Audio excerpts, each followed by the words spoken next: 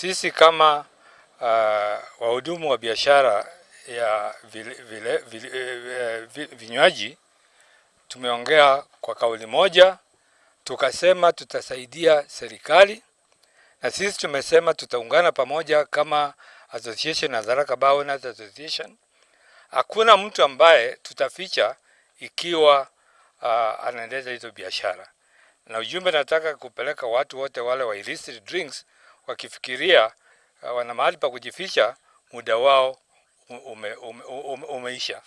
Na Marimanti ikiwa one of the biggest towns ama headquarters ya Tharaka constituency, ndio tumekashifu na tumekataa kukue na pombe haramu.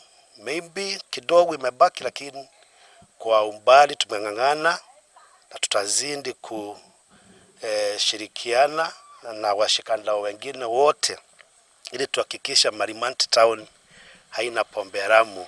Bado hatujamaliza pombe, lakini kwa kiwango kikubwa tumeweza kuwakamata wale ambao wanafanya biashara haramu na wamepelekwa mahakamani, na tumekuwa na ushirikiano mwema sana kati ya serikali ya kaunti na kamati ya usalama, na bado tunaendelea tunafanya kazi na wananchi na wafanyabiashara.